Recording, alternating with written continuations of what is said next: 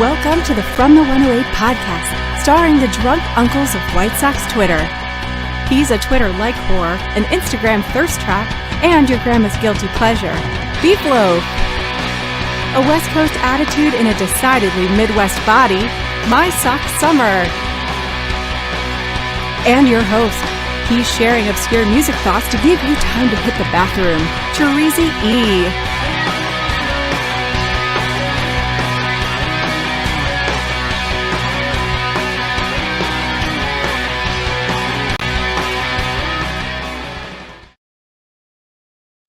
Thank you, Cornsey. Welcome to the From the 108 podcast. Get ready for some baseball, beer, and bullshit. And remember the drinking rules. If Beef Loaf says allegedly or shows up super fucking late, you drink.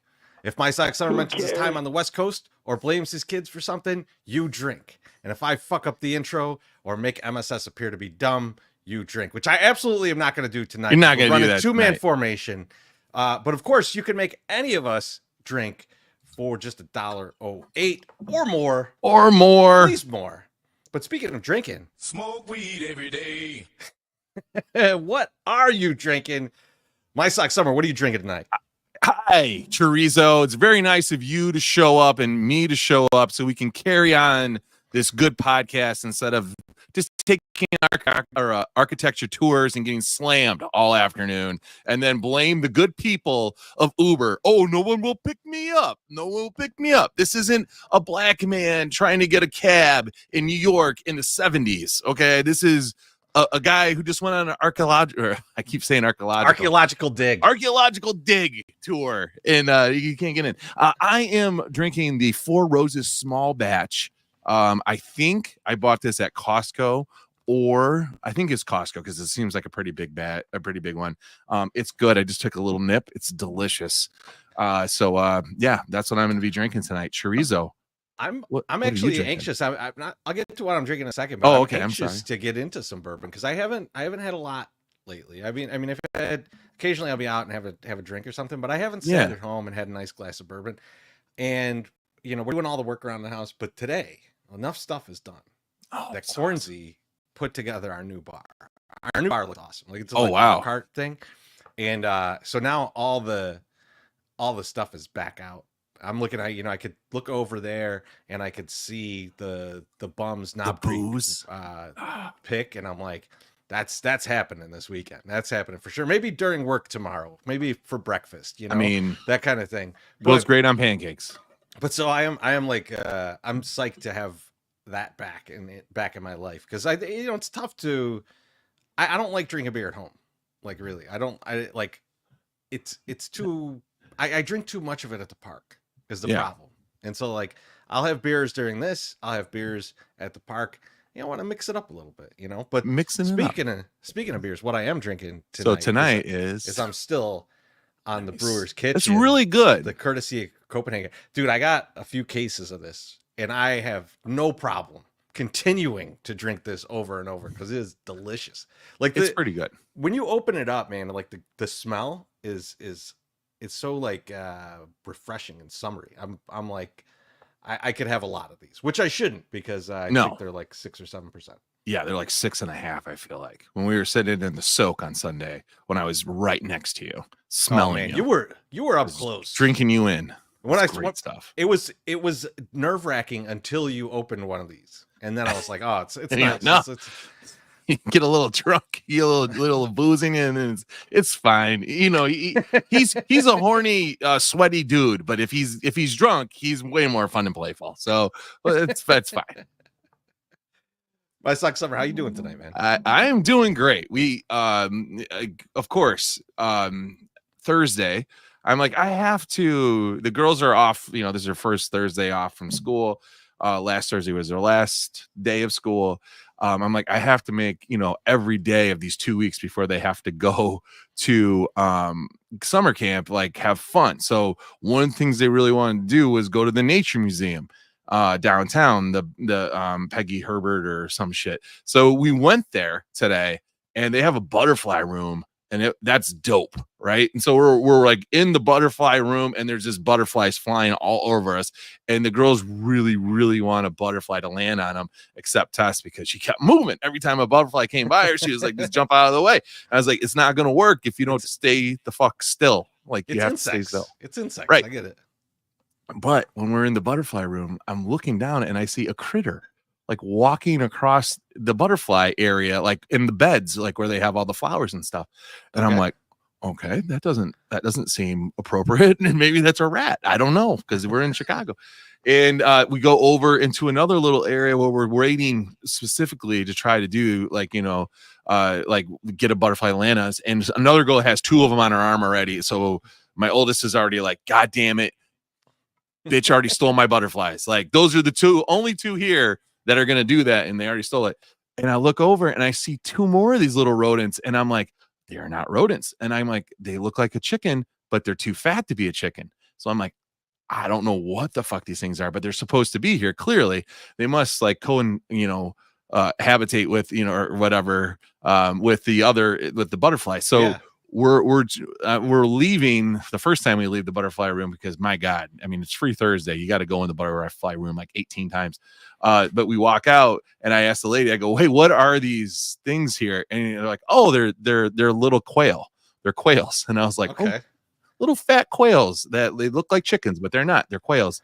So that was really cool. Like, they had quails and shit there. And then we think that they would eat the butterflies. No. They have feed. There's tons of feed and stuff for them and stuff, but there's so many butterflies. There was a dead like little moth. You know those moths that have like that look like owl eyes on their underside? Yeah. One laying right on the ground, dead as fuck. And how did that taste? It had already been eaten by all the ants and stuff, so it was just his carcass. And I pick it up. I'm like, girls, look, it's the carcass of a beautiful thing, and I put him somewhere, so people could see him. Just horrifying your kids. I see. No, they were fine. Like take every opportunity. They're good with that. I mean, the little one is always getting those little pill bugs. Those little fuckers. She's like roll up. Yes, they'll roll up. So she'll go and she'll just hit them and then grab them and then carry them around. So yeah, it was a great day. So she's not worried about the dead moth. No, she's fine with that shit. Like the decapitated moth with no body. It was gross. It's double gross, but still it's fine. But yeah, so they're in bed right now.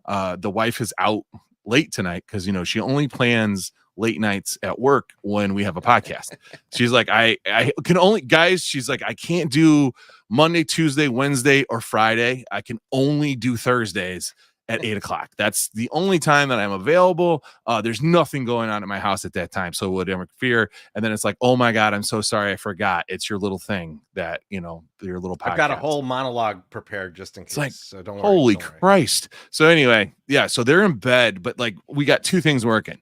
I exhausted the fuck out of them today. No naps. They didn't take a nap to not fall asleep in the car. The little one's going to, and I was like, here's your watch that has games on it. Play some games. So she was like zoned in, watch TV. They're good. And then I said, hey, listen, if either one of you gets out of bed, you lose your tablets tomorrow when we go to the gym. So that should be a lock. So let's fingers crossed we don't get interrupted. But if we get interrupted, I'm going to walk right out there and I will go take care of them. So Chorizo, how are you doing tonight?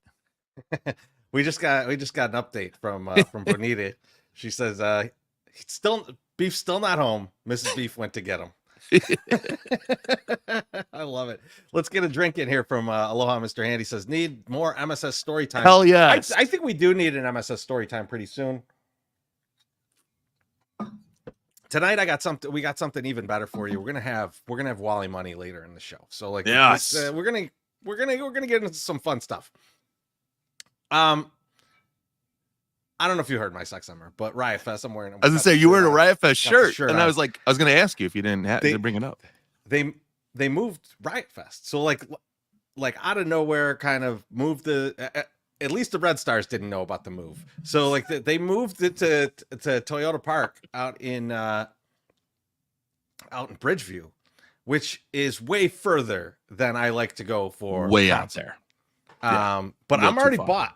Tickets are in. I'm not refunding them. I'm gonna go. That's good. I want to see Slayer, and then I saw Clutch got added. The lineup looks Pavement. Pavement. Beck. I've seen Beck. I saw Beck at Love a Beck. place about the size of the Metro. Yeah. With the Roots. That was incredible.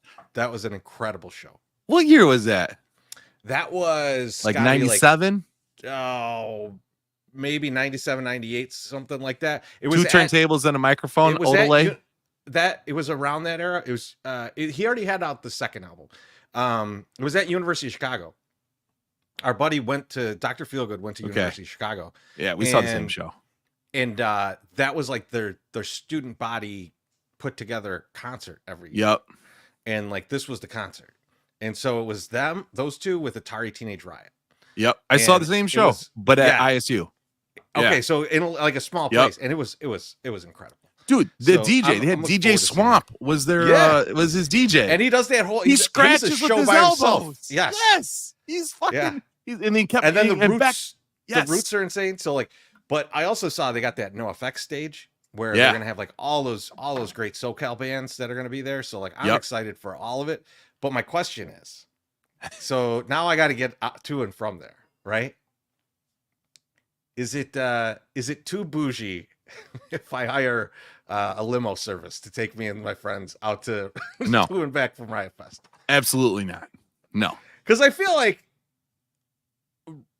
Riot Fest is on the opposite end of the spectrum of ever taking a limousine. So I'm interested to see where people. I'm getting already elitist in the comments, but I feel like the problem is I got no problem taking an Uber there, but taking an Uber back is going to be a nightmare.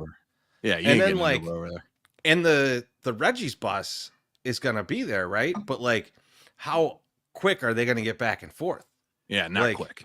So you're going to have to either miss the headliner or like, throwing elbows to get on the Reggie's bus. So yeah, I don't know. I'm trying to figure out a good way. I went to look for the hotels.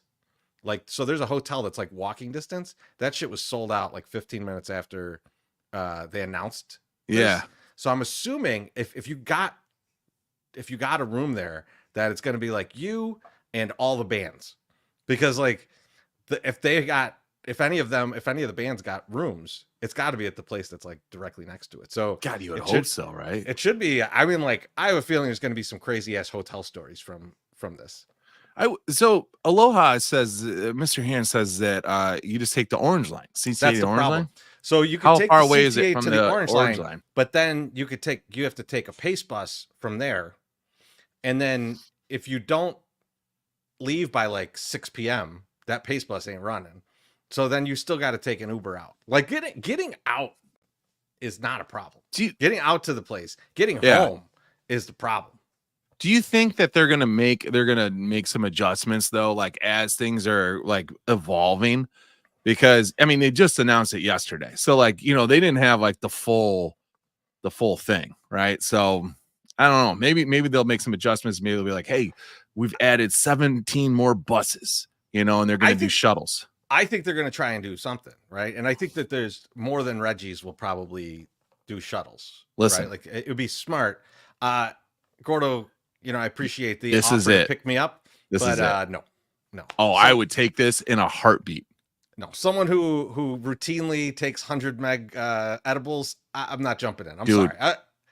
He drove me home one night. It was nice, and it was a little adventure. Because he's like, here, from take these. I'm solid. I want. I think you should do that. I don't think that's a good idea. I think it's a great idea. I think it's the best idea we've ever had. Honestly, like Gordo should just pick you up, but he's got to wear a limo hat and then come pick you up, and I'll make him one. I'm good. I'm willing to pay for this. I'm willing to pay for someone who doesn't want to also have a good time. What's wrong with the La Quinta? Like I don't understand. La Quinta. What's wrong with that?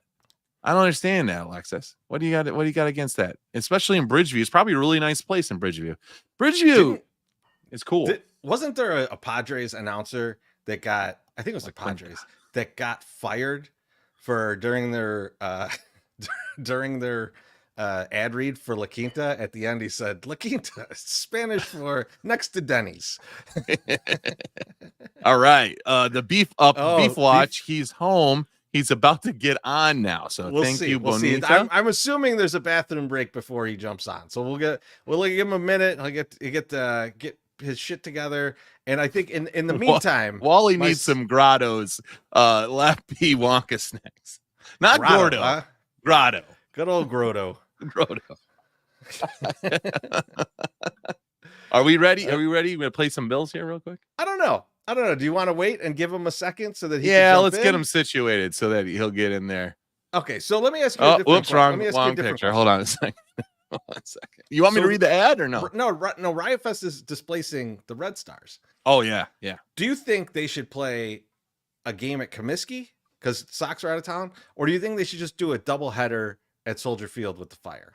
Dude, the doubleheader would be awesome, right? And then you could get both fan bases there, so you'd at least get like 50% full at Soldier Field. I think that would be great. Like, because I think they would that's the best way to do it, I feel like.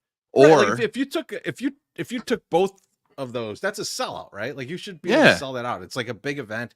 People are there all day. You could sell beer all day. Like it seems like it seems like it would be because like the Sox Park thing sounds cool, but like that would be the best. I mean, like I'd want to go, but I would go to Riot Fest instead. But I'm sure you might go, right? Because it's so close. You say Red Line, Red Stars. Red Line, Red Star series. We played Wrigley. Now we got to play the South Side. We're going to do this. Here we go. Let's do this. I think that would be awesome. Let's get some drinks here. Jerry says, I took a limo to Guinness Flay at Arlington. I hope I said that right. It was totally worth it. It doesn't Cheers, matter. boys. Cheers, Jerry. Cheers, Jerry.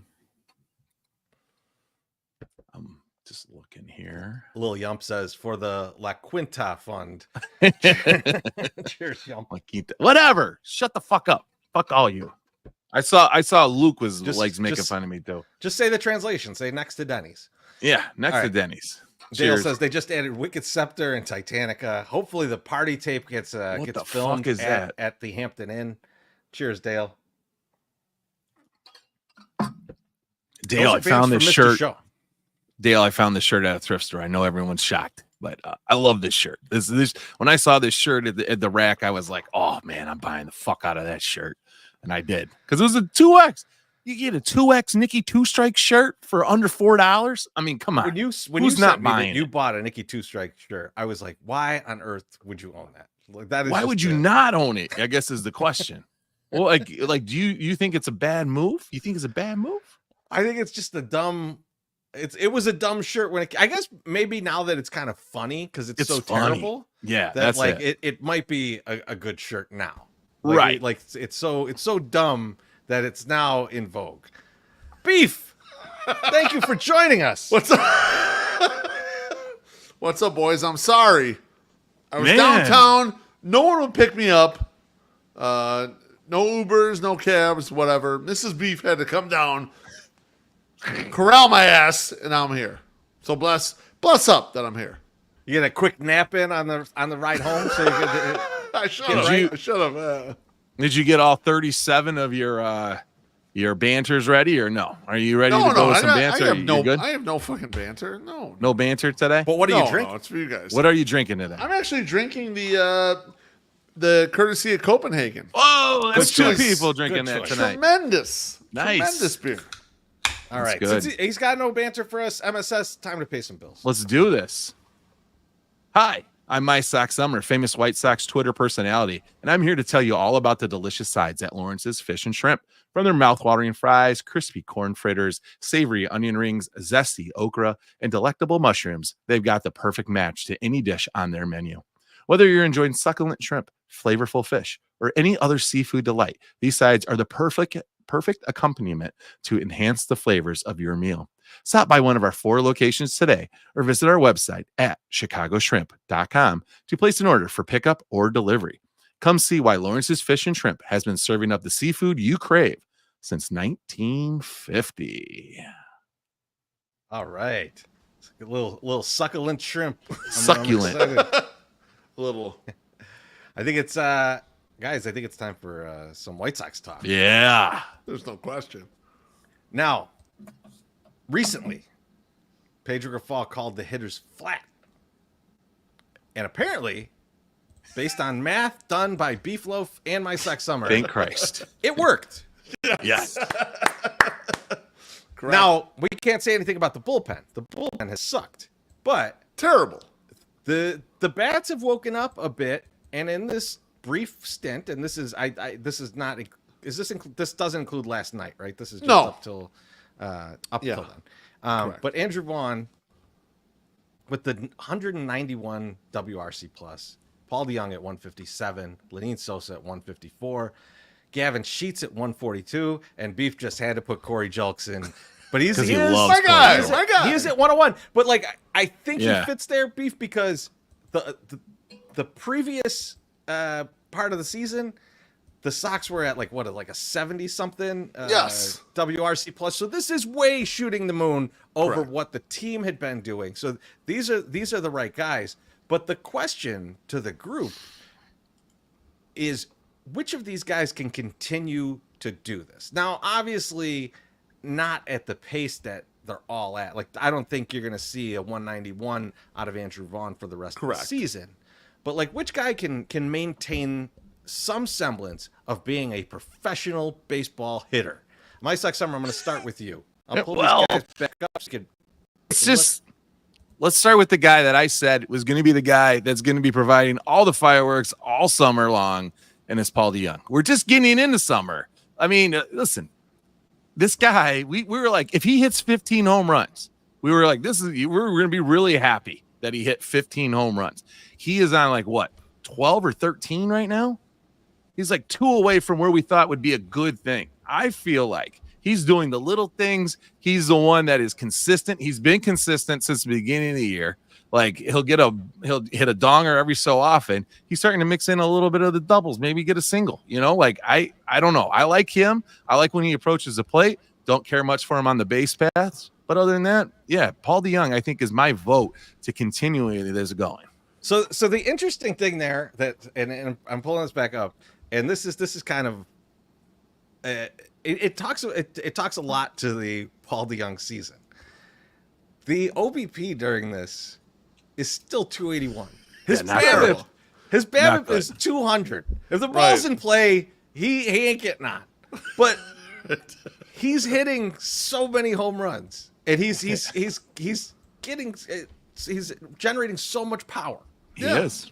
That his WRC plus in this time frame and mainly for the whole season is tops on the team. And it's just impressive that someone could have a single thing that they do like this, and it's just like He's got one skill. He has one skill guy. One skill. He has one skill. That's all that matters, though. And that's what MSS said before the year. He's like, he'll probably hit a bunch of home runs. He'll play good defense at short. He's kind of done that. He's doing that thing and realizing the value. He's been a fine shortstop. Yeah. If he hits 20 dongs for this team and plays a fine shortstop, I mean, he won't get that far because they'll trade him. Correct. But I think that overall, like that's a good pickup. That was a good. Who's picking up a Paul DeJong? I think a lot of everyone. Teams because really, you think everyone? It's not to start it short. That's Correct. the thing. Okay, is this gonna be a utility guy? Every pinch team hit would utility guy. Every team would like to have a guy like him, even if they don't start. Come off the bench, play second, play third, whatever, and hit home runs like that. Yes, the playoff teams need those guys. Like those are the guys in the playoffs that like become stars. So like I can't wait for this playoff season when they trade Paul DeJong. He ends up being a star for some playoff team, and MSS is like, yes, I was the guy who called this guy would be great. And it's going to happen. It's bound to happen. I just hope we get something back for him that gets somebody excited, gets James Fox even more excited. We won't. About the minor league people coming up. That's what I'm hoping for. That guy is fucking hard on for the new fucking prospects and the trading stuff. He's so excited about what could potentially happen in the next 8 weeks. MSS, if we had a podcast called Future Sox, we would be very excited for the future Sox as well. But we're not. It's kind of funny how people push the things that make them. I don't know. It's interesting how that works. That's why we push the cock rings that we saw in our store so hard. Beef, taking a look at this list, I mean, bro. If we're really thinking about it, the top 3 are the only ones that we get to choose from here, because the bottom 2 are going to be impacted by guys coming back and not True. get as many at bats as we're going to want them to. So who are you picking? Are you still picking from the bottom 2? Come or are on, you you got to picking pick from them. You the top got to 3? pick No, them. I'm actually going to pick Lenine Sosa because I've hated this guy. I've thought, like, this guy is not a major league player. He has no chance. I wrote a blog looking at some of the minor league guys in Charlotte, like, oh, they're really trying to work on the plate discipline. And Lenine Sosa has actually done that shit. And he is laid off. He is not swinging at everything. Like, Teresa, you and I made fun of him for the fact that, like, he was just, like, all strikeouts, no walk rate. Look at that. Almost 8% walk rate for Lenine Sosa. Like, he's becoming an actual guy. And, like, The if you play 421 second base, OBP is wild. I'm just saying, like, you play second base, which he's not doing right now. He's playing third, but you play second and you walk enough and you hit for a lot of power. Like, this is a role on some major league team. Like, I'm shocked. Like, good for him to be able to do this shit. I like his approach to the plate a hell of a lot better now than I did before. I like his stature looks a hell of a lot different. He just looks like he's more in shape. He looks like he's more ready to go. He's more locked in on things. So maybe the up and down shit has really worked out for him, and maybe it's kicking right now, or maybe Pedro calling everybody flat worked out. I don't know. I will say about Sosa, as much as I like what he's doing hitting wise, his fielding, he still feels like he's coming out of the Sox bullpen, because when he lets go of the ball, I don't know where it's going. I don't know where it's going. I don't know if he knows where it's going. I was just reading an article about Charlie Huff and like his knuckleball, and he's like, yeah, my whole career I didn't know where the ball was going. That's how I feel about Lenine Sosa when he throws it to first base. So I like that. But I will say I like Sosa because to MSS's guy, to Young, he's going to get traded, right? You got to move Nicky Lopez over to short at that point. You don't really have another shortstop. So second base opens up. And I think if you're the Sox, you got to be taking a look at Lenine Sosa over Danny Mendick. Right? For sure. And you're not bringing up Brian Ramos and forcing him into a position that he might be worse at, right? Like, so this is a huge opportunity for Lenine Sosa. So we'll see if he takes it or not. Now, I'm going to go a little more kind of up the middle here, because Andrew Vaughn is starting to look like normal Andrew Vaughn. And just because it looked so horrible at the beginning of the season, if he gets back to normal Andrew Vaughn for the rest of the season, it'll look great. It's like his first month and a half of the season was the fat friend you bring out to make you look better. And so now he's just looking like normal ass Andrew Vaughn, and it'll look great. So like, I think that's my guy. I think it's like, I'm still not going to be excited about him unless he keeps up this 191 WRC plus, which he's not going to. But when he regresses back to the mean and like just does his normal thing, hits some home runs here or there, hits a lot of doubles, is a serviceable first baseman, you know, kind of like in the 15 to 20 range, top first baseman, that will look great on this terrible team. This team that is going to blaze right past 108 losses and ruin our good thing. Yeah. Go right to What the 120. fuck? He'll look fine. God, Right to 120. no it's love good. for Sheets. No love for Sheets at all. Out of this It's not group. Like, there yet. It's pretty good. Like, The problem that I have with Sheets is not that he's going to stop hitting. It's that he's going to stop getting opportunities to hit, because they're going to bring back Eloy, and then you've got Vaughn, who's now hitting. They're going to give Eloy the at bats, and then Sheets is kind of left without a lot of at bats, and there's no room for him in the outfield because they're going to play Benintendi for some godforsaken reason. Yep. Luis is back. Tommy Pham is coming back. Yep. You've got Jolks. Corey Jolks in the mix now. Yep. And so like that Colas. I think Colas ends up getting sent back down when Pham gets here. But but at the end of the day, that's too many guys to get a lot of at bats for Sheets. And I think it's unfortunate because Sheets is kind of showing that like he's at least a Major League Baseball player. and like now he's going to kind of get relegated to the bench, and like you're not going to see him much. Although I think there's going to be plenty of pinch hitting opportunities for him at the end of the game. Like last night, I would have much rather seen like we got Gavin Sheets on the bench, not Benintendi. So. Correct. So I mean, Danny Mendick's our pinch hit genius. Like he's the pinch hit guy. He was terrible. It's terrible to watch. God. Went the way of the dodo, huh? For the overall though, for this group is doing this now. Some guys are getting healthy. How long does the Grifol calling them out last, or has it already run its course? And when these new guys come back, it's just going to like flatten back out. Sharizi, that's an interesting point because we said this in the last podcast too. I was like, he needs to call out the bullpen because the bullpen is sucking, and it worked for the hitters. It might even work for the bullpen.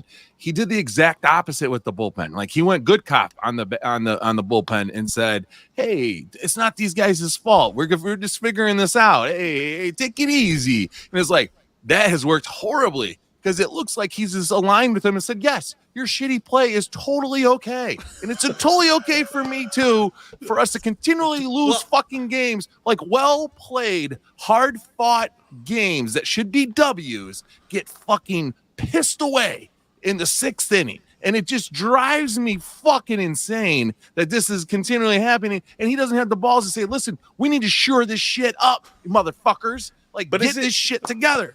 Is it a different situation though? Is it a different situation? Like, is it like think about it this way? Like, is it like if the hitters are just being lazy, they're not looking at, they're not watching tape, they're not making adjustments in game, they're just going with the flow. Like you yell at those guys, right? Like get your shit together. Yes. What are you doing? The bullpen, they're just not good. Like they're like it should be better. There might be no remedy, right? They're I mean. Getz is like, hey, no more Tim Hill for you. You got to use Justin Anderson and say he's doing good. Justin Anderson's got like a 6 ERA, and Grifol's got to go out there and go like, we're just really liking what we're seeing out of Anderson, and it's like, so I don't know, like he's kind of in a tough spot. He's like this guy his arm's broken, but we're gonna make him pitch, so let's see what happens. Like I don't know how you yell at that guy and make him better. I get what John Carney's saying here, and he says I've had my fill of the Michael Kopech experience, and I like listen, I agree. It's not there, and I feel bad, but he's the one guy I feel that's wearing all that shit, and we'll stick up for the rest of the bullpen and say I'm fucking up, and it sucks that I'm the one that goes in and gives this stuff up. Now, does it make me feel better that we lost all these games? No. But at least he's like taking somewhat of the responsibility, and he's a beautiful man. So I can go with that. He seems to be happy, but it's like I don't know. This is bad. Like it's bad. This is where we were. We were like, oh, we're gonna have no one said this year. We're gonna have great fucking bullpen and lockdown. We're gonna strap them down. We're gonna get in there. They said, hey, I like our pitching situation a lot better. Starting pitching situation just turned out to be kind of true. Like we at least have some different options coming through. The starting pitching has not been as awful as we thought it was going to be. But fucking Christ, the bullpen, we need somebody. We need one fucking person that can do something in that goddamn bullpen because it's gone. It's really hard, Chirizi. Let me ask you something. It's hard because like we coming into the season, we talked about the bullpen at length. We did, I think, about 30 minutes on the bullpen and talked about like this is an experiment. They're throwing an experiment out there. They're throwing a lot of shit at the wall. They're going to see what happens. And we were in support of it. I still am in support of the way that they like don't spend. We're gonna get all these weird guys. Bring these guys in. What they can do. Did they find anything? Really. Did they learn anything? No. It doesn't look like they found a goddamn thing. And like sometimes that happens. Sometimes you throw all the shit at the wall. Sometimes you build the bullpen really cheap and nothing hits. Absolutely nothing hits. And they're starting to shed that right now. So they DFA'd Tim Hill. Like they realize we didn't hit shit. Now we're trying to figure out what the fuck we can do to get back. And so this happens. Like when you have a team that's not doing well and you take those risks, sometimes this shit happens. They're in the midst of it right now. Yep. Yeah, it's brutal. It's brutal to watch. Yeah. I will say the one thing that was interesting to watch was a little bit. We got a new guy, so let's get into a little bit more White Sox talk. And Drew Thorpe, we got his first career MLB start. Yep. Beef. I was talking to our guy Adam Panayonovich, and he's like, that changeup is legit. That is a fantastic changeup. He's like, it's unbelievable. So like, I mean, like, I think the word on the street, and kind of everybody agrees, is the changeup is fantastic. What did you think of it in the first outing? And can he survive with that pitch? And then, low 90s heater. Yeah, so Treasy, I loved it. Watching it aesthetically, it's beautiful. But you watch it and realize, like, he got hit hard in certain spots. There were more barrels than you wanted. And you realize, like, can the guy really mix it up and get to the spot where, yes, a guy who leads with the changeup, a slow ball, if you will. Like, if you're going changeup first, it's not a changeup. It's just like a really slow pitch or whatever. Can he actually do it? But there was enough of the other offerings. They were effective enough where I think if you look at it objectively, you're like, okay, this guy can probably do this. But the White Sox are going to need to do two things. One, they need a catcher who is going to be plus framing so we can catch those strikes that you need those extra strikes. And then two, they need defense. They have to be much better on defense to protect a pitcher like this. And if the White Sox are going in the direction where they're going to look at Drew Thorpe and John Cannon and all these guys, they really got to look at the defense and make sure they protect these pitchers and realize that, like, look, this is what their repertoire is. They're going to throw in the strike zone. Balls are going to be hit and play. We have to catch this shit. And so, like, they're trying to do it, but they're not quite there yet. But I really love Drew Thorpe's start. Like, the guy's got balls, man. He stood up and, like, pitched well. Yeah. MSS, how'd you feel about it? I would agree with that. It wasn't anything flashy. It wasn't anything like, oh, wow, this is just like, here's our future. But it also didn't suck. He came out there and he gave a solid 5 fucking innings. And that's all you can really ask for in your major league debut. He didn't look lost. He didn't look like he was fucking shitting bricks. It was like, that's what I want to see. I didn't see the entire front end of the start, but like, I didn't see any balls right to the backstop, that we've envisioned. We saw with like of other guys that when they have their major league debuts, we didn't see like, I mean, he got hit, but like also, I mean, he three hits or like set up something in 5 innings and then like 2 runs. That's not bad. Yeah. But we'll take control that. of the strike zone. Yeah. Like that's a plus. You look at a guy like Nastrini and you don't feel like that. Jesus and Christ, there's a comment from our friend Alexis Lopez. She says he's handsome too. And we're going to talk about that in just a second. Yeah. I think, We'll get there. honestly, we're gonna bring Wally Money in for the second half of the show because we're gonna talk about Prince. But like, I feel like he might be the perfect expert to come in for this This is conversation. some horny talk. So we're let's gonna get have him in right now. So let's get Wally Money in. What's up, Wally? How you doing, baby? Good. What's going on, guys? My man, Wally, Yeah. shit. Hold up on Mexican time there, huh, Pat? I see how you... Love it, brother. Yeah. Get you giggling. So I want. and What are for you those of drinking, Wally? For those of you who Like, don't, we shouldn't know. Like, we know don't he's know. drinking Bacardi. Yeah, just Bacardi out of the bottle. Big old bottle. Yeah. For those of you who don't know Wally, you got to get to know him. You got to come to the game and get to know him. But he's one of our oldest friends in the section. Like he's one of the first guys that started coming around to the section, and it's one of those guys that you talk to him for 5 minutes and you're best friends. So like, and I've always, Or you hate the fuck out of him. like I'm always excited. Oh, yeah, There's no some in people- between. Some people take it different ways, but I'm always excited when I hear, oh yeah, Wally's gonna be here tonight. Yes, we're gonna have some fun. You smell him if you're downwind before he even shows up. It's Nice. The Invictus I could smell it through the doesn't smell bad through the at all. internet. Invictus. But so I want you guys to put yourself in the mindset of the CEO of Bang Bros, and you're gonna have to hire one of 3 guys. You're gonna have to hire either Jonathan Cannon,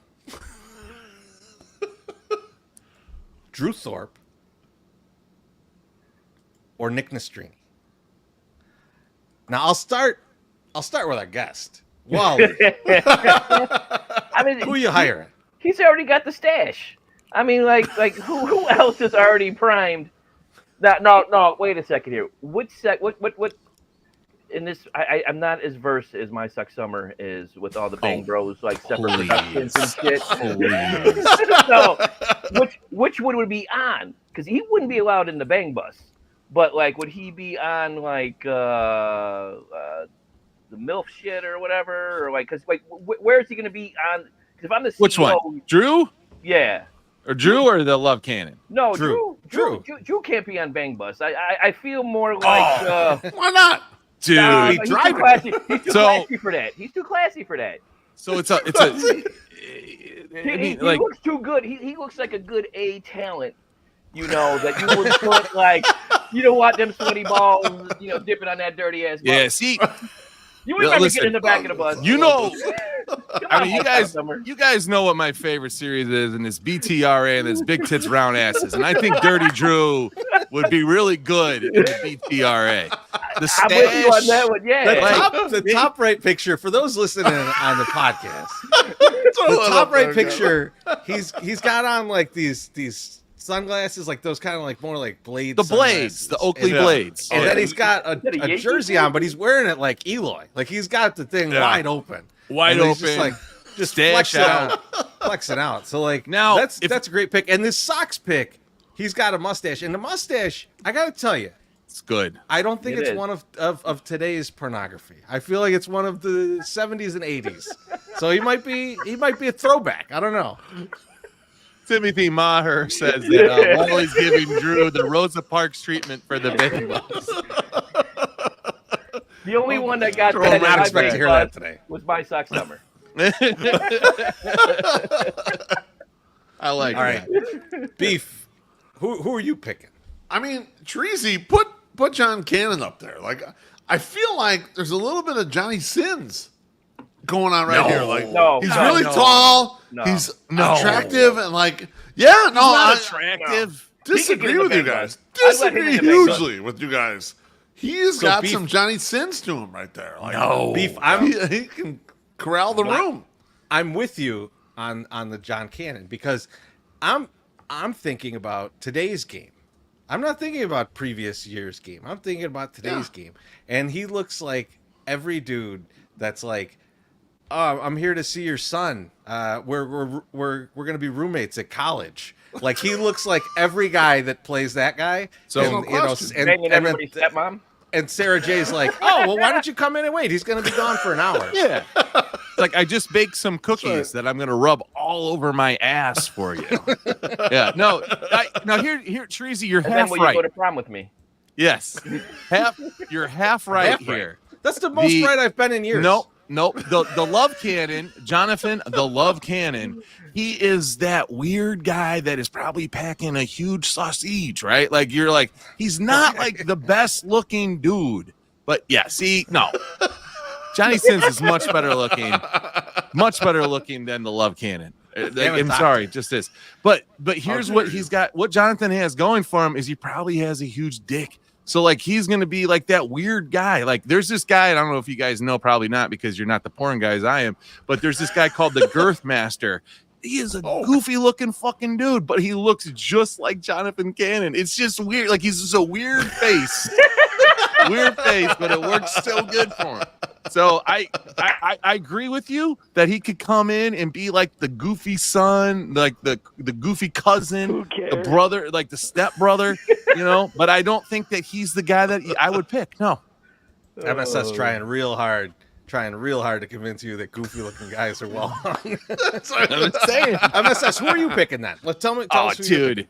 I mean, come on. Who am I going to pick? I got to pick my guy. I got to pick Nasty Nick. Oh, my God. This guy is so beautiful. And now, I didn't post the picture of him when he was in the minors, but he has a very baby face, too. So he could do the stepbrother, stepsister stuff, which is huge. People love that shit, right? But also... My Suck Summer's new king. We have gone around. We are in a whole different era now. We're not just the porn is not just for dudes. That's for it's sure. for everybody. Yeah. So if the dude is good looking, just as good as the girl, or even better looking than the girl, chicks dig that shit. So yes, we need a nasty Nick coming out there with his beautiful, beautiful eyebrows and his nice olive skin as an Italiano, and just getting in there and just deep dicking some chicks. That everyone loves that stuff. That's the guy that I would pick. I would bank my future, all my future earnings onto this man, and we'll produce that movie, and that will make us a shitload of money. Well, I think we Nasty got our answers. Nick. I think we got our answers. And before we pay some bills, just let you know that on the other side of paying some bills, we're going to come back with something even more erotic. So MSS, why don't you pay some bills? Okay, give me one more second here. Give me 1 second as I get ready. We'll just throw this one up while I'm looking for the other one. Hi, I'm My Sock Summer, famous White Sox Twitter personality, and I'm here to tell you all about the all-new Mazda CX-70, available now at Mazda of Orland Park. If you're in the market for a reliable and stylish vehicle, look no further than the all-new Mazda CX-70. This top-of-the-line SUV offers the perfect blend of performance, comfort, and cutting-edge technology. With its sleek design and advanced features, the Mazda CX-70 is the ultimate choice for anyone seeking a smooth and enjoyable driving experience. And guess what? You can get your hands on the all-new Mazda CX-70 today at Mazda of Orland Park. Located at 8910 West 159th Street in Orland Park, Mazda of Orland Park is your go-to destination for all things Mazda. Come on down and experience the Zoom Nation for yourself. Don't miss out on this opportunity to test drive the Mazda CX-70 today and see why it's the perfect vehicle for you. Stop by Mazda of Orland Park today and be the first take the first step towards driving home in your brand new Mazda CX-70.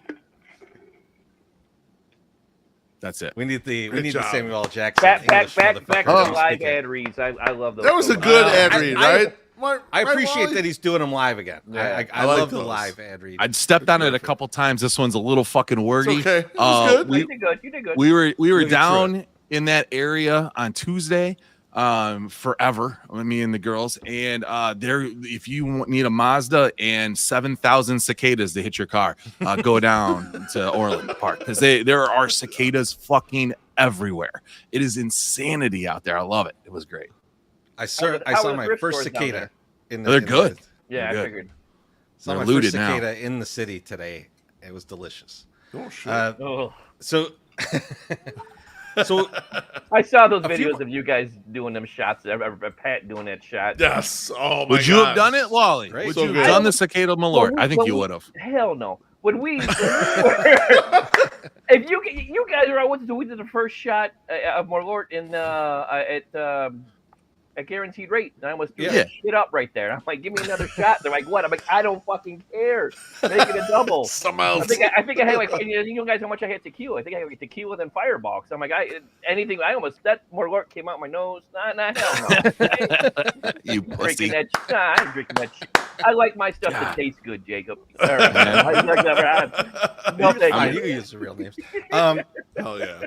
So Oh, yeah. a couple months back, we did we did the Soundgarden album. It was the 30th anniversary, and I was like, after the show, we were like talking about what are the other 30th anniversaries coming up and stuff. We're looking at some of the stuff, and there's some good ones in there. But then I was like, I wonder what's 40th. And this month, Purple Rain turns 40, which is crazy. It blows my mind, like thinking about Beautiful. how long ago that album came out. The movie or the album? The movie Both. came out in July, I believe, and the album came out in June. Yeah. So I it's know like- one came out a month before the So other. both. Yeah, So, I think it's like June 25th is the album, and I think July 27th is the movie. But I was talking to the guys, and I was like, I want to do Purple Rain, but I can't do it. Like I'm not enough of a Prince expert to do it. And so I was like, who would be perfect is Wally. Yeah. Wally's seen Prince a bunch of No times, question. and he loves I the have. time. Yeah. He loves the time yes. too. So like, yes. Yes. I've So I seen was them like, more this- than I've seen Prince. Yeah. this is perfect. Yeah. So I asked Wally to do a ranking the same way that I've done In Utero and Super Unknown. I'm going to add it right now. And don't worry, for those of you listening at home, we are going to go through each of these Let me switch that up there. So That's a good view. Good view. Yeah. thank you. All right. So Wally, let's start from the bottom. So where you've got we do perfection, amazing, great, good, and meh. Yeah, And you're right. under meh, what do you got first? I mean, I had to put Computer Blue there because there was nothing lower than meh. I mean, that's probably the only. But going back when I used to have my Alpine tape deck, I think that was the. Man, not like this wasn't a skip. Yeah, but back when you had a cassette, you could like hit the fast forward, and then it would know to stop in between songs. That would be the only song. Occasionally, if I was in the mood to hear the whole thing, I'd listen to it. But that would be the only song I would ever skip. Now, Wally, we know you're from the hood. So did you steal that Alpine tape deck, or did somebody buy that for you? No, I paid retail for that. Yeah. At the flea market. Naperville to hood, yo. Yeah. So I had that Naperville, money. I got it at the Aurora tweeter. Installed that tape deck. Yeah. Nice. Yeah. So I was listening back to Purple Rain, and Computer Blue to me is just one of those songs. There's a lot of songs like this from the 80s where they just didn't age well. Like all this shit was brand new, and they were like, you know what? Let's put all of it on this track. Like it's a lot of synth, and it's a lot of synth that doesn't like really age well. Even like the guitar solo, which is a good guitar solo, the tone's terrible. It's like that Eric Johnson like kind of like just real synthy tone to the guitar solo even. I believe, and I have to go back. It's you're talking decades since I've looked at the liner notes and stuff like that. But I think that is the only song that I can remember that Wendy and Lisa, and then anybody but Prince gets full credits for. So they're credited with writing some of that song. Lisa and Wendy. That I know for a fact is on Computer So this is Blue. the Ringo song. So this is what I'm saying. So this is like the one. And nothing against them. They're very talented. I'm just saying, just on this one, I didn't care for it. We got a quick drink from our guy CJ. He says shit. Yeah. I'll let Wally read CJ. that one because I think Wally could say it better than I can. Shit. Yeah. Man, there's All right, now ladies in our audience now because of that. Wally, your next one in Meh, I disagree with. You disagree? You're hurting my feelings. You're hurting my Both of feelings. So you got Baby I'm a Star. Yeah. Oh. Yeah. It's just one of those. It dragged out, like it does have some good musically. It's great lyrically. It's just one of those ones. And I went back actually the past couple of days and actually started listening to the albums again to really get. I mean, I had this cassette back in the 80s, and I can't tell you how many times I bought the CD. Shit, I thought I had the Blu-ray DVD for the movie too, and I couldn't find that fucker. I know I got the DVD somewhere, but anyway. Blu-ray. Yeah. Jesus Christ. No, I like it. It's good. But anyways, yeah, Baby I'm a Star. It's not that it's a bad song. It's just compared to all the other ones, it was just, Computer Blue. I think we could maybe all agree. Maybe you guys are different, but to me, it was the worst song on the album. Yeah, Computer Blue, I think is consensus worst. Yeah, that's a worst meh. song on the Yeah. album. Yeah, The only good thing about it is that they bring it up in the Chappelle show when they're playing and calling all these plays. They had plays. It's like Computer Blue. Oh yeah. But Baby I'm a Star, I've always liked it just because I imagine if you were to interview Prince, that is exactly what he would say to you. Like the lyrics of that song is just the Prince interview. It's a big pump up song. Yeah. It's kind of like you listen to that shit. Like if you're listening and you're like, oh man, I feel good listening to this song. Like, I don't know. Like it's different than the rest of the tracks on the album. Like, I love that song. I can't get away from that song. Yeah. It's not horrible. It's just compared to the other ones, it's just not. It just doesn't do it for me. I don't know why. I'm just not the biggest fan of that song. Okay. I don't like it I don't either, know. but I didn't have it that man. low. MSS, fuck you. Huh? If MSS is agreeing with you, Wally, you're wrong. We I know was we wrong. won. You know I fucked up. I fucked up. All right. I'll take the L on that one. Yeah, if my sex number says yes, Wally, you're correct when it comes to music. No, I didn't was say wrong. you're correct. I wouldn't put it as a meh, but I would put it in more in the middle. I would put it in a great. Trust me, I have like a lot of problems with where you put some of these songs, but not yet. Not yet. Let's go. Okay. All All right. Now we're getting into good. Yeah. And you've got the beautiful ones. That's a great. And It's a short song, a great tune. I think Mariah Carey covered that one, and I think some other people did too. But it's a good song. I just think lyrically, vocally, let me put it this way: I think it's one of the weaker songs on that track, on that album. I think it's placed poorly in the album. Could be. It could be. It's like so early in the album that it's like going down to like a more slower song that quickly. I think that's part of the problem. I do want to say to all of you people born in 1985, we apologize. You were conceived to this song, but we just don't like it the best. We just don't like it the best. Yeah. But yeah, Beef MSS, thoughts on the beautiful ones. I mean, it's kind of to me, it's not a banger of a track. It's okay. So it's on a soundtrack, right? Like, so you're gonna have to have some songs kind of like this. Got some duds, because they're for the movie too. They're like, oh yeah, throw this in there for the movie. I had it exactly ranked the same place as Wally did in the good section. I thought it was good, but I didn't think it wasn't great. It wasn't something that I really want to listen to again, especially with all those other songs. So now the next one, I think there are people that really like this song. I think it's perfectly placed. You got "Take Me With You." Yeah, good. I think that's a great placement. Wally, give us why you have it that low. Too much of all the songs that they had, and there's plenty of synthesizer on there. They had 2 keyboardists, back then and shit. This one was just overdone. Like they over synthesized the song. Like it was just like one of those ones that like almost Daft Punk could have produced. Or just overkill the shit out of something that works. Don't put that evil on Daft Punk. And just did it over and over again. You know what I'm saying? Like it just got redundant. It is to me for this song. Lyrically, I love the song, but yeah, just too much synthesizer on that one. That just it's still a good song. Don't get me wrong. I like it, but it just compared to the other ones, I had to like put.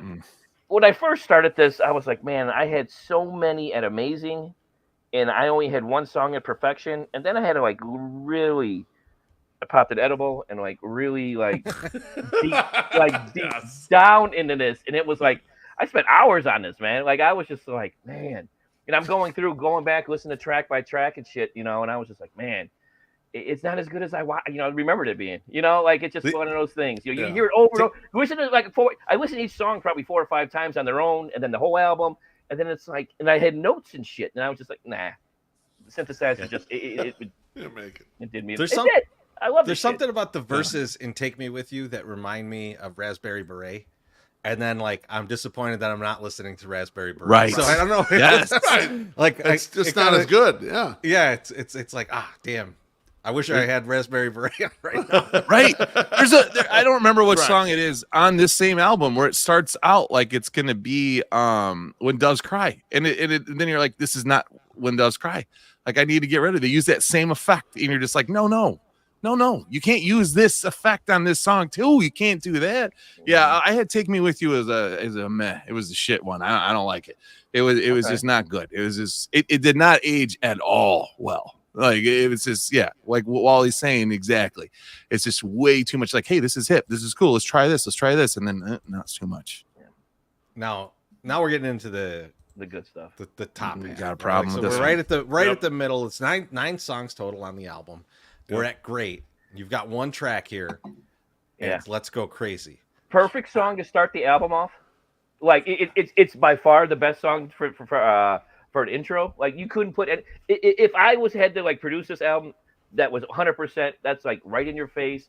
Just the drum solo coming in fucking right away. Like it's a great song, but I really. And I think you guys had this conversation before where. A lot of the more or less popular songs when it came out, one of my favorites. But now that I'm older, 40 years later, I'm digressing, listening to some of the stuff. Some of these other songs that aren't so popular or weren't getting so much radio play, I have more appreciation for the ones that got overplayed. And to me, that one just got overplayed. I think you got My Sock Summer in his feelings right now. No. So I want to hear from My Sock Summer. You saying that this is a great song. Like you gave this a C. You gave it a C, bro. This is an A+. This song is the shit. This guitar work is insane. And listen, It is. I've seen him play it live quite a few times, but I'm telling you, it's just full honesty. Yeah. Like fucking, I have never seen Purple Rain until I started watching a little bit of today, and we were busy because I had family shit. But I started the movie, and the first song, obviously, on the movie is "Let's Go Crazy," and then they jam out in the fucking movie, and it is just like, this makes it even 10 times better. And I'm like, this is what this fucking idiot Wally put as great. He thinks this is great. Like you're telling me I'm that the assuming song that sets the tone for the whole movie in a great album is just great. Yeah, No, no. the perfection is great. It's amazing. You fucking idiot. I'm sorry. Nope. I still like you, but it's not a bro, great song. It is not. It's not great. It's better than great. God damn it. It's better than great. It's like taking the best fucking the best meal you ever had. And I know you like food. I know you like food because you only lost 2 pounds in the weight loss challenge in 6 months. But it's like eating all that food you ate. And then come back, baby. Come back. No, don't worry. Don't worry. The night's young. Go ahead. You know. But you didn't even see the fucking movie. You want to talk about shit? We're gonna start some shit later. Prince didn't even have the best performance in that fucking movie. Oh, well, I mean, listen. So, we'll get to that. I did get to the part that is probably the best performance that I know you like, and I liked it too. We'll get to that. It was very good. We'll get to that too. It involved a river or a lake. Lake Minnetonka. I'm talking the music, not the. All right. You can see why I get confused. Yeah, Let's get to amazing. Let's get to amazing, because the first song you got here, one of my favorites on the album, and a song that I had it at perfection at first. I've seen the not live, but I've seen the Foo Fighters cover this. Like covers of this song are incredible too. Dude, Darling Nikki. I feel like, Wally, I don't know if you're a teenager, you're listening to this album. Once you know what's going on, you're listening to this album. Everyone you know that was named Nikki got 12% hotter. Yes. Yeah, I hung out with a couple Nickies. So yeah. Of course you did. But yeah, you have to remember, like in '84. So I want to say, I think I was rocking Thriller. I think Thriller was out like maybe 6 months. They're right around the same. Right. Yeah, so was Wham. Yeah, but I was all into Michael Jackson. Like that was Off the Wall I loved, and then when Thriller came, like there was nothing that hit me like that until Purple Rain. Like that, this album derailed me from listening to fucking Michael Jackson. And when hearing Darling Nikki, ooh shit, that was like. That was like going to your neighbor's house who had them Playboys that you can go down in the basement and sneak and get a peek, because I mean that was our porn back in the day, But it was like that song was so, and then to top it off, that was the first record I think because I had it on cassette and my neighbor had it on record. That was with the first album. At the end of it, it had one of those the backward messages. You play it backwards to fucking hear what they were fucking saying. That was the first time I heard that shit. I'm like, what the fuck is he singing? Yeah, still at the time, I'm 84. I'm 9 years old, so I'm like, what the fuck is this? And then we put it backwards. I don't even remember what it was. It was like nice. Come on, I think it was like a religious thing or something like that.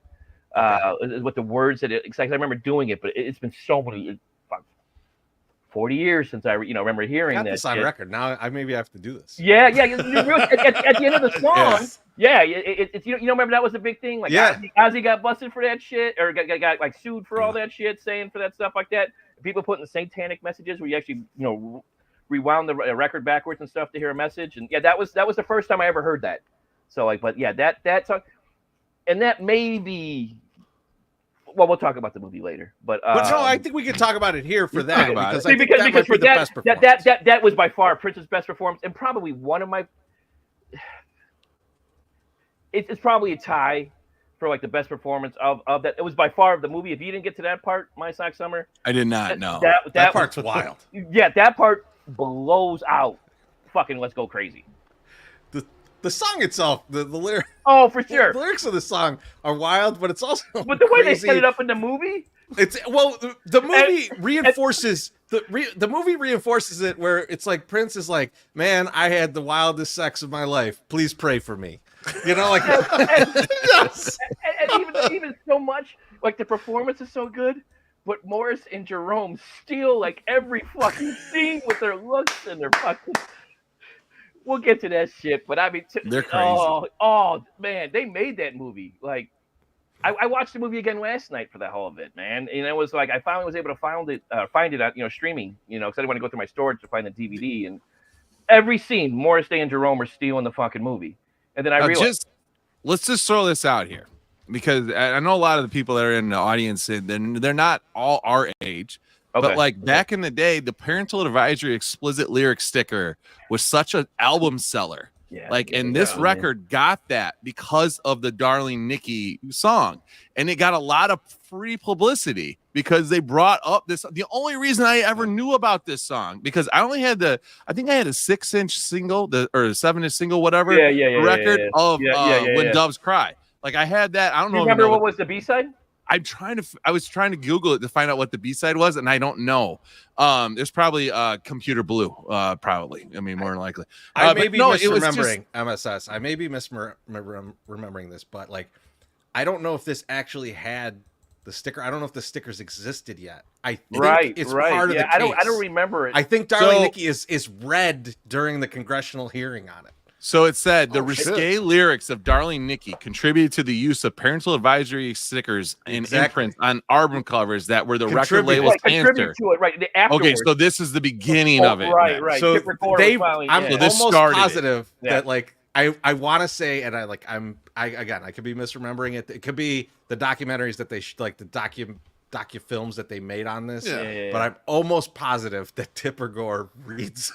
Lyrics of Darling Nikki to Congress. I kind of remember that too. I know what I'm jerking off to tonight, and I'll tell you, there's video of that. Me too. Tipper MSS. Gore, baby. They're two 12-year-old nieces, right? Like that was a body count lyric. Man. No, but that was, but that's the only reason I even knew about the song and then when they had all the, because we didn't have the internet. And if you didn't have this record or you didn't have it on CD or DVD or Blu-ray, like Wally, you didn't hear these songs like for a while, like people didn't just bring it up. We were listening to new shit. Like you couldn't just Google up and just say like, I want to listen to this right now. Like, and so when Foo Fighters covered it, then it was like, oh shit, now I got to go listen to the original and see how the original was. And like both songs, it's great.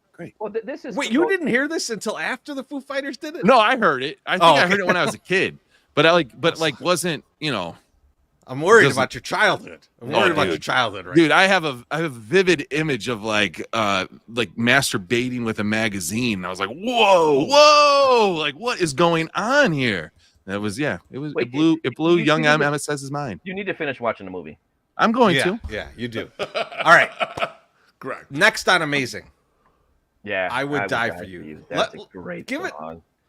Why do you got this so high? From start to finish. I mean, honestly, I think vocally, Prince's voice range is so all over the board on this fucking song. From his highs to his mids. Like, I mean, vocally, I think it's probably the best song on the actual album. There's a great guitar solo in there. I think it's like a 4-minute song, and maybe the second or third longest song, if my memory's correct, on this album. It just from start to finish, it's one of those ones where it was like you gripped, and the part of it, a lot of it is like, I think some of it gravitated to me too, because I saw the movie in '84 too when it came out. It was like, so it was almost like the first time like you had like the whole album had a movie that tried to explain some of the songs, and when you talked like his dad committing suicide and what he's talking about so it hit me harder. Like it had more of an emotional thing where Clarence Williams III, commits suicide. I'm glad you said that. Does that, and then brings up saying like, I would die for you, while he's beating the shit out of her, dude. But I'm glad you said it because I do think that this song on its own, I might have flipped with Let's Go Crazy, but how impactful it is Right. in the movie. Right. Like that sticks with you. And like that just shows Absolutely. you how cool of a dynamic this was of like this album going with this movie. And I think it's Tim Meyer says, "I would die for you."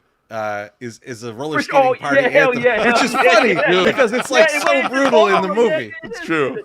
But it's like this is back when videos told a story and like explained the song. You know, like you don't They see thought it it needed no to, more. right? You know, Yeah. you know, and it was just. I mean, this guy comes out with a fucking album and it makes it like a fucking movie to basically a whole video for his fucking album. You know, like I mean, who does this shit? You know, like it's. Yeah, I think more, especially as a young kid, this one always hit me the hardest, you know, because of the meaning in the movie. And even the movie, it's not like it's a full autobiography. It's like a semi-autobiography. You know, it's not like all this shit's true and shit. But it just had such an impact that it was like the visual and all this stuff. It was like it just. At least you could understand it, unlike The Wall, without like unless you do a ton of drugs, right? Like so, like I mean, I think this is a much more consumable version of like, here's all the people that fucked me up. I still don't understand it. I'll be honest, Treasy, I Would Die For You is the one track in the movie where you're like, oh my God, we made it.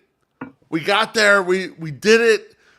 The movie's over and everyone's good together. Like, it feels like it galvanizes the whole shit together. Like, that's why I'm surprised.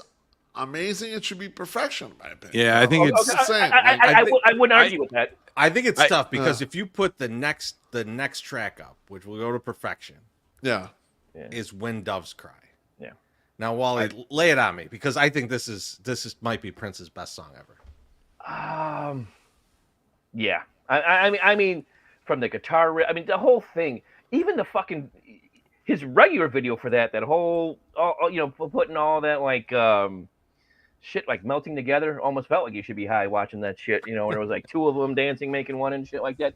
I mean, from start to finish, the best song on the album, hands down. It's probably in my top one or two best Prince. I'm with you on that. When Doves Cry, just a great fucking song. Like, just I can't say anything bad about this song. Like hands down.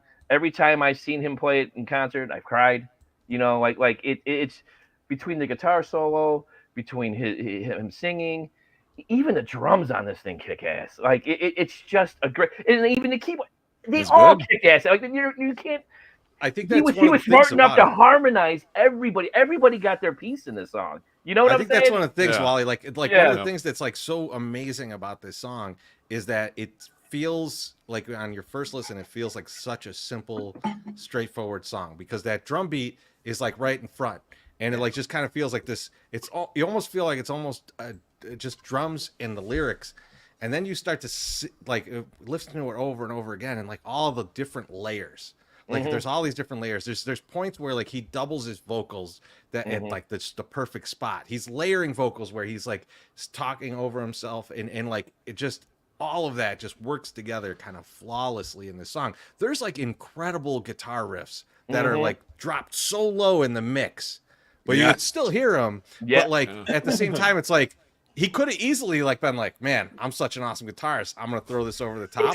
But it just why didn't he do that better? It just fits so much better because emotionally in the song, like it didn't need that. It needed him to be going into like those higher ranges and doing that. And this is just kind of an underlying level of it. It's the layering of this song is incredible. Now, did you guys, have any of you other guys ever seen him in concert? Yes. No. Yeah. Okay. Okay. Okay. Because I remember the first time I saw him, like, you know, he's a decent guitarist, but seeing him live, and I saw it. God, I can't remember the first time. It was a long time ago. You have no idea when he was really good.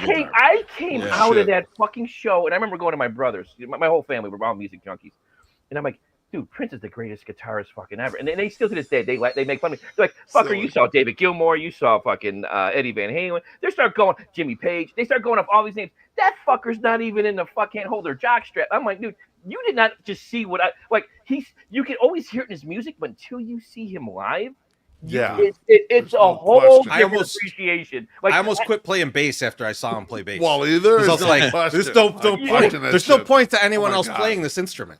Like He's good. He could play everything though, couldn't he? He played everything. He Yeah. did. Just I think this is one of the few genius. albums where he didn't play every instrument. Like the only time he needed a band is when he fucking toured.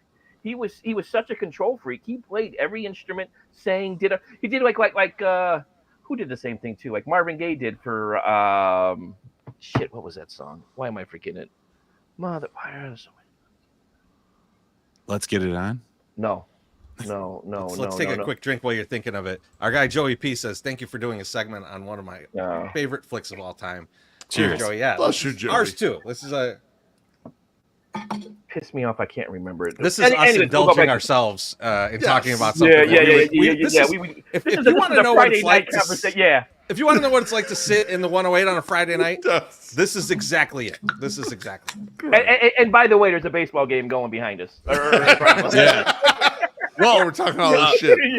Vaughn and Luis Robert just went back to back for home runs. The Sox are up 2-0 right now. There so. we go. And My then guy according our guy Bruhan Luke, he said that Sharifin had another great home run call, and then he said LOL. So great. We'll have to go look at that and see how everyone acts. I'm sure just nice and controlled reactions and not overblowing things, and they're not going to go crazy. I'm sure that's what's happening on Twitter right now. So the last song here, under Perfection, and the title track, it's impossible to not put it here. Oh, hands down. Great song. Purple Rain. And I feel like when Prince passed away, I heard Purple Rain 1,000 times. I heard 100 different bands cover it. Yeah. I never got tired of it. Wally, tell me why you love Purple Rain so much. I mean, reading more and shit, God, it's probably about 10 years ago. I didn't realize how much this had to do with God. And like there was some undertones like religious, because Prince was a religious fanatic, which I don't know if too many of you people know. This song in like 1999 is talking about like the end of the world, and stuff like that, which I had no clue, because I never until I looked into it and like divulged like years ago. It's just a classic. It's a long song, but it doesn't get old. And you get some of them songs that last forever, and they drag on. It's like they could have ended this shit like 2-3 minutes ago and shit. This song, I'm asking for more. It's just and to see it live. This is the only song that no matter when you see him, this is one of the songs he always plays. Because otherwise, when you see him 2-3, when he's doing 3 or 4 shows a night, or a tour or the same city, you got to go to at least 2 or 3 to see everything you want to see, because it's a different show every night. But this is the only song that he consistently played every night, and it's a great song. Like I think I heard When Doves Cry more than when he died. I think that was playing, because people were saying, now we know When Doves Cry, but great song, great song for the title track, it just, as much as I wanted to hate on this song, those chords, the opening chords, and like Right. you know that the opening chords to your track are super fucking hot when you make a movie and you go, you know what? Let's make a whole section of the movie about the opening chords of this track. Yeah, and they played different versions of it, trying to. And Wendy and Lisa did not write it. That was bullshit. Right. That movie. It's all Prince. Don't for one second think that movie was really accurate on everything, because that wasn't the case. But no, great tune, great finish to the album. Like even how it mellows out perfectly. It's like, it was back when people actually ended. This is when this is the era where you listen to an album start to finish. It wasn't like we just threw some fucking tracks in here and there. It was designed to listen. It wasn't a concept album, but it was one that you hear from start to finish, and then it was like the perfect fucking finish. You were like so many highs, different lows, and it mellowed you out. It was like that good vibe that afterwards you're just like, fuck, I gotta listen to this again. And just, listen, but I mean, that's how I felt, great album. Not honestly, probably in my top 10 of Prince songs, but great fucking song. Yeah. Incredible album. I mean, like if we look at hands down, his best album. I mean, like by far. If you're putting together like top albums of all time, and this isn't in like your my top 10, I don't want to listen to what you're talking about. Like I don't know what the fuck you're talking about. So let's just put this into perspective. And I'd heard this because on the Howard Stern show, they did a 40-year anniversary of Purple Rain too. And they did a couple things. And one of the things that Adam Levine did at Howard Stern's last birthday show, he did Purple Rain. He did a like a cover of it. And they were like saying there's 77 million views of it. Oh, really? On YouTube. And he does really good. Adam Levine is actually a really good guitar player too. He's not Prince, but he's like in the same boat, like a guy that you don't expect to be really good at playing guitar, but is actually good. So I went and I was just like, oh, let me look and see what the actual Prince video did on YouTube of Purple Rain. Some guy called The Codfather, who is not Prince, has the entire Purple Rain official video on YouTube, 251 million views on the YouTube. I mean, from like some bootleg. Fucking insane. Yes, it's not even a real, it's not even the official account or none of that shit. This guy's at 251 million fucking views for this song. I mean, that just shows you how much people love this fucking song. I mean, it's just fucking great. I can't tell you how many times it's covered. I can't tell you between Eric Gales. Shit, who else? Yeah, this is too treasy all night. Yeah. Oh, okay, yeah. All right. But Eric Gales has covered it. I remember talking to Teresi about this and telling him I saw a Darius Rucker concert where he covered this shit. The end of the show. No, it was I wasn't gonna bring this up because I didn't want to bring it up how much you like Darius Rucker. Dude, Darius Rucker shit's good. I'm telling you, Hootie's all right. He could play guitar, and he did a great version of this. I'm telling you, I go, this thing was close. Yeah. If not, some of the times I've seen Prince do it was better. Not the best that Prince has done. Because Prince is off, but and Teresa's like, we can no longer be friends. And this is like fucking words. I love it. I'm like, fuck you, man. Like, I'm telling you did a great job. You putting "Let's Go Crazy" as great never made more sense now after you talking about how much you love Hootie and the fucking Blowfish. For Christ's sake, country shit's get the good. fuck out of here. All music, man. Get the fuck. You got that on Blu-ray too, motherfucker, or what? You got like live with Hootie. What about the Crash Test Dummies? You like those dudes too? I bet you do. Get the fuck out of here, you motherfucker. Let's talk about the movie for a little bit because I think the movie. It's wild that like Prince was so good. He was like, man, I'm gonna put this album out, but also let's make a movie about it. Let's do this. And Clarence Williams III, I think, is incredible. Didn't he produce it too? I think it's all him. I think I think he does it. And then watching it again last night, he's a fucking horrible actor. I mean, I know this was his first film, but fuck is he bad? It was Morris's first film, and that motherfucker should get an Academy Award. Oh, he was good. In the part size tall. You haven't seen the part size tall.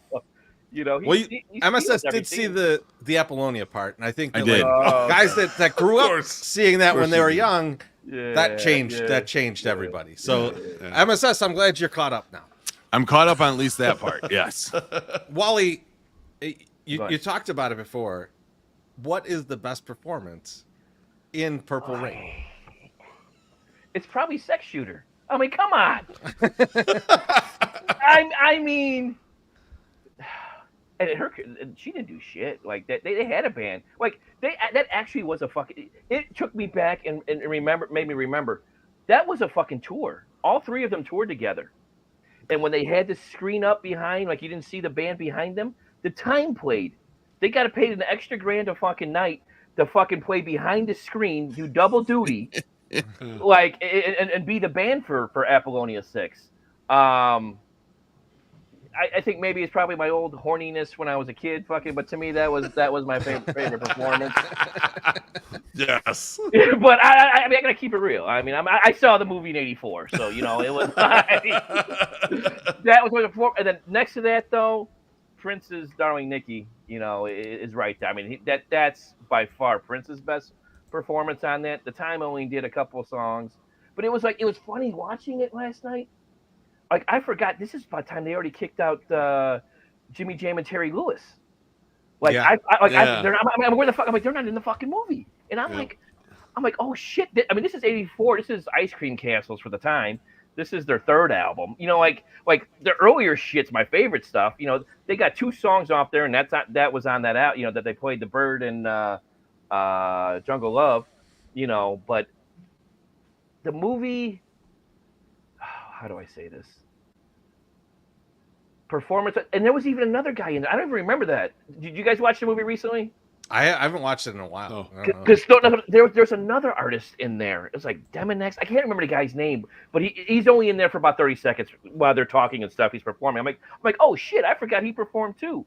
Like, as much as this, and this, we could debate this shit, but as much as this is probably the best soundtrack of all time, it's arguments. It could be the fucking worst soundtrack of all time, because all the other fucking songs on this, the time songs on there, Apollonia song, they're not. You can't find a soundtrack for it. Right. Like there is. Then this is just Prince promoting his album. Well, yeah, like he left off everybody else. That's what I'm saying. That's what I'm saying. Yeah. Well, now I think there's 35 tracks on the deluxe version of this. That's still out. Prince, right? That's all Prince. It's all Prince. All 35 songs. Man, do your research. Man, I did. I wasn't listening to 35 fucking songs. I wasn't listening to 35 fucking songs. All right, I was listening to 12. Prince, extra cuts and other shit, different versions, and it has nothing to do with it. And it was funny. Tell me to do my research, motherfucker. Yeah, motherfucker, do your research. Too worried about trying to lose pounds with your bullshit fucking initial weight for the fucking weight loss challenge. Get the fuck out of here. All of a sudden you dropped 10 pounds in 1 week. Get the fuck out of here. Feels so good not to be as fat as you. Yes. I have gotten better. I'm kidding. Don't take it serious. No, not at all. But it was like there was a love scene with Apollonia, and Prince, and the music. I had to stop. I'm like, the instrumental. I'm like, is this off a Raspberry Beret? Like I'm like, this is like an earlier track, and I'm like, and I still couldn't pinpoint where it came from. And I was thinking in my head all day today, but I was busy at work, so I couldn't go back and like. Well, I have this up. It's on Wikipedia, and it says some of the scenes include Prince and Apollonia having sex in a barn. A concept which was the story behind the 1985 song Raspberry Beret. So you're 100% right on. It had the vibe to it. I hear it. And I'm like, it was just like a little snippet, but I'm sitting there like, man, I know I heard this fucking song. Like this. I'm like, this is how good Prince is. He puts like a sample of a song that he's working on for his next album in a fucking love scene. That's genius stuff. This guy. I had heard that he wrote 100 songs written for the album he was going to do, which ended up being his 6th studio album, which is this Purple Rain.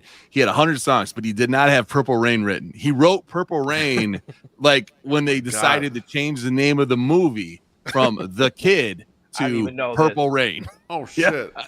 I mean, this is the guy had 100 songs in the fucking tank, which makes sense because there's 37 of them in the deluxe edition. But it's like, hey, he's like, I'll write one more, and it's like the fucking most classic song of all time. And the recording of Purple Rain is actually a live take, and they'd only played it like 6 times or something. It was something fucking ridiculous. It's just, and this just goes to show you, content creators and everyone's like, I'm gonna plan this out, and I'm gonna do this, I'm gonna do that. Right.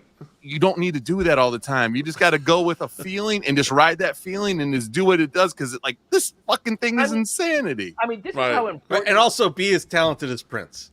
Yes. For sure. In this whole scheme, yes, you're correct, Reezy. But this even goes back when we were in Minnesota. Remember we were for that road trip? Yes. Yeah. We were supposed to meet you at a bar and stuff. Here I go. I got to go to first. I got to go see the bar. Got to go. Have you never been in there? I've never been in there. It was my first time. No. I've seen shows there. It's awesome. There was nothing going on that night because that's what I wanted to do. But aloha, Mr. Hain. I'm like, dude, we got to get a photo over there. I'm like, I dragged him. Like, you got to take my drunk ass. I cannot come to Minneapolis and not get a photo at least outside, of that place. I don't even know if it's still. They still close there and stuff. Okay, it's still going. Okay, yeah. I remember working a show. Titties. Where it wasn't. I don't think it was First Avenue, but it was another place in Minneapolis that Prince had played, and they still had all the speakers up because he thought the speakers in the place were shit, so he replaced them all for his show. This place has. It's like a place where like punk bands and shit play. I don't know what just happened there, MSS. I didn't do anything. I'm sure you didn't. And I didn't touch shit, did I? The porn didn't pop up. But I don't got porn. It's Wikipedia. This place is like kind of like they got punk shows and like kind of like it'd be like a Metro, right? Yeah, but yeah, it has yeah. fucking gold speakers in the place. Like there's just these gold speakers in the whole joint. So it was pretty incredible. Yeah. But yeah, that's crazy for someone to do. Just be like, I He- don't like the speakers in this place. We're replacing them so I can do a show here. Prince is huge in that whole Minneapolis scene too. Oh, for sure. He has helped so many bands in so many places there. The Atmosphere is one of my favorite rap groups. Like he had seen one of their shows, and I remember like Slug talking about it and him just saying, "You boys are good. Keep doing what you're doing." And you're like, the people will come. Just keep doing what you're doing. Because he would go to First Ave and go take in shows and take in talent, and it was just like it just goes to prove, that like if you're stuck in the middle of nowhere and you got nothing, right? Like you can make some incredible shit because you got all this fucking time. And what are you gonna do? Like Prince ain't snowmobiling, right? Like he ain't going out and doing snowmobiling. He's not ice fishing. He's not doing none of that shit. He's like, you know what? I'm gonna sit down with this motherfucking guitar and I'm gonna write a bunch of songs, and I'm gonna learn how to play this motherfucker. And he did, and he ripped. And then he did the best thing. He didn't fucking leave. He didn't go to LA. He didn't go wherever. He's like, you know what? I'm gonna fucking stay in Minneapolis and I'm gonna build up this scene because I like this fucking place. Because it's gonna be a great place to die of a drug overdose someday. But hey, that's just what gotta bring it down. Where he died. That's not where he died. Okay. He didn't die in Minneapolis. Or did he? I don't He had a I don't plane. know either. Or maybe he did because he was having problems. And he was in a I think plane. he was They at got him home. down, and then they checked him out. Maybe they did. Well, because he was taking all those drugs and being a Jehovah's Witness, they're not allowed to. So he was trying to hide all that shit.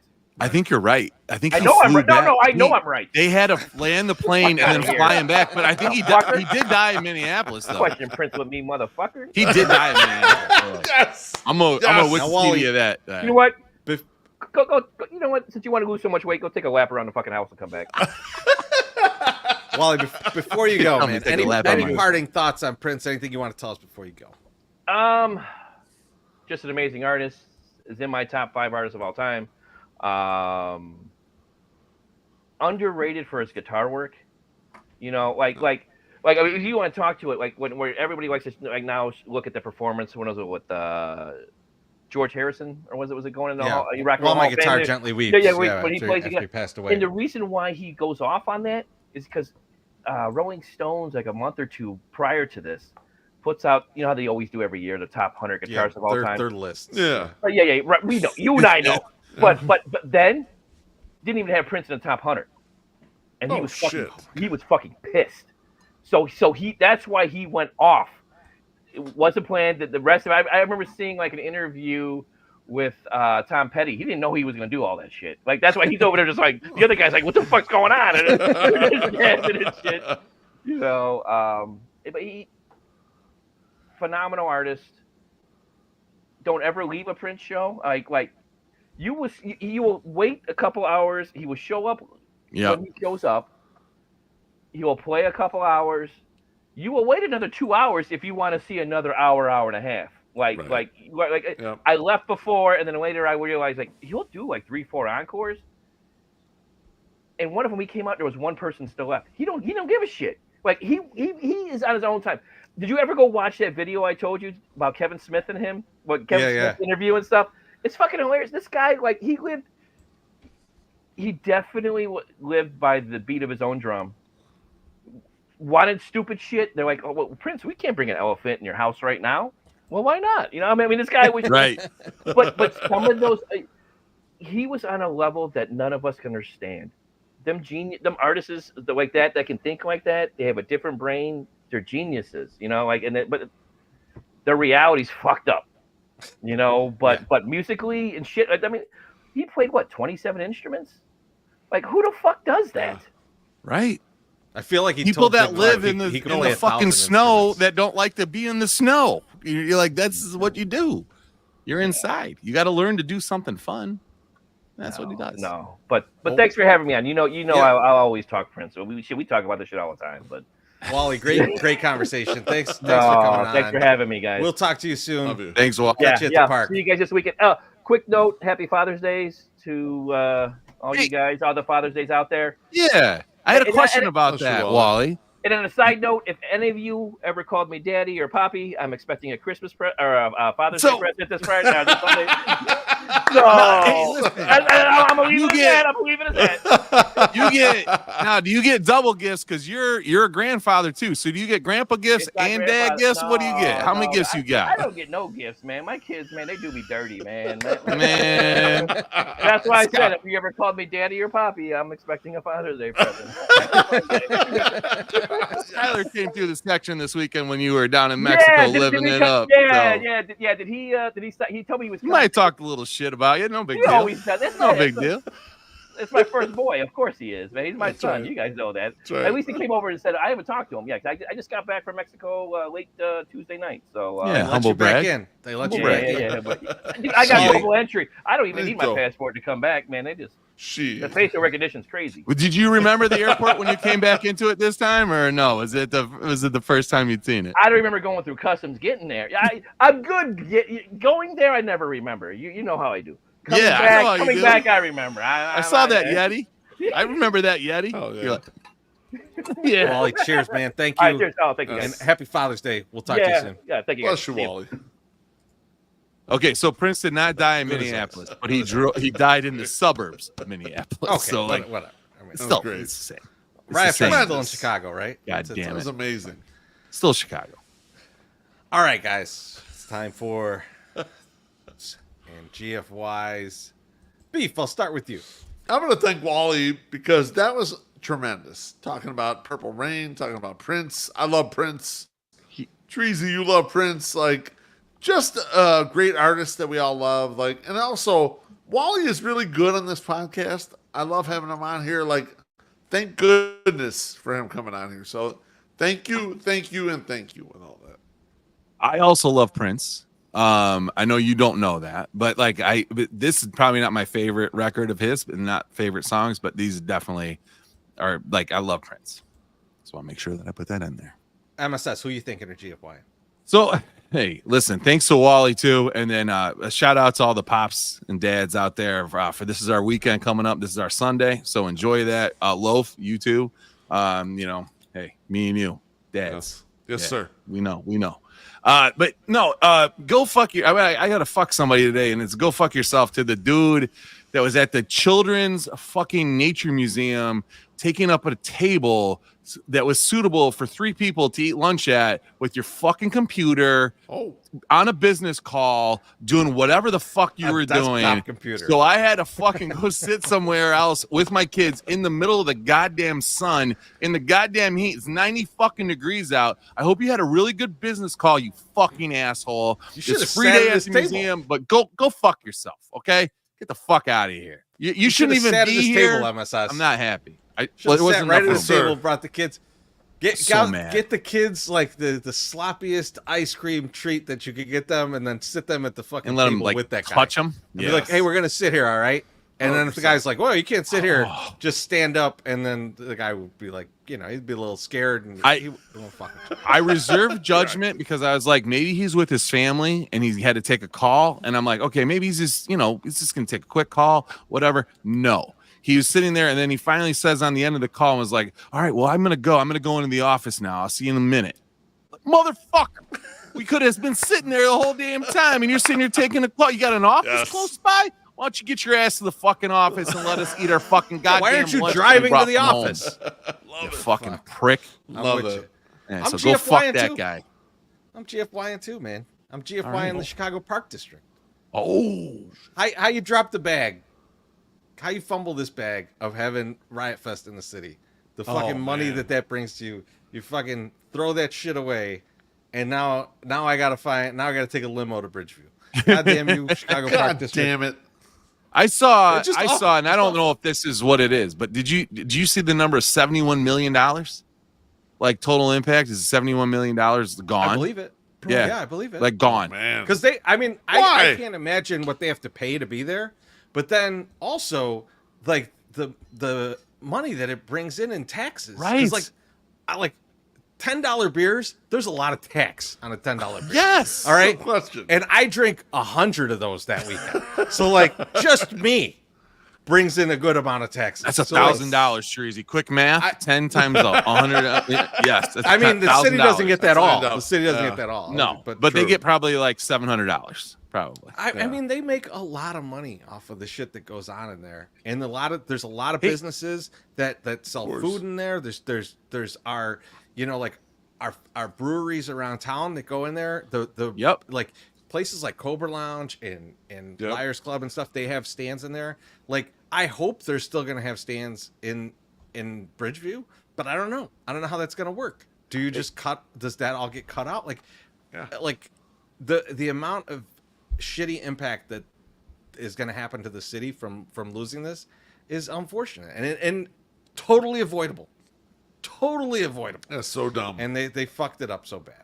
And cheers to Riot Fest for actually calling them out and placing the blame 100% on them. They were like, we are moving, and it is 100% the responsibility of the Chicago Park District. And I love that they said that, because they're like, hey, you should say what the problem is. Don't say, hey, we couldn't come together with a deal. It was like, no, after years and years of us bending over backwards to try to make something work with these fuckers, we're finally like, you know what? Fuck it. We're not doing this here anymore. You don't want it.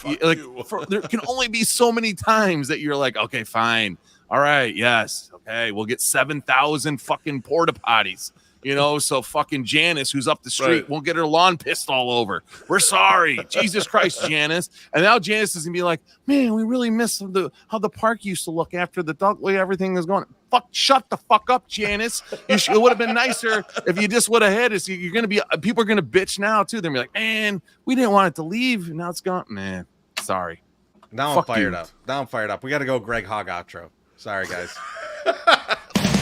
Greg Hall, the mighty player, on the field, the true slayer, Chicago's hero, full of might, smashing home runs day and night. He's the home run slayer, crushing balls to fly away, yeah, no one can stand in his way. All the king of man.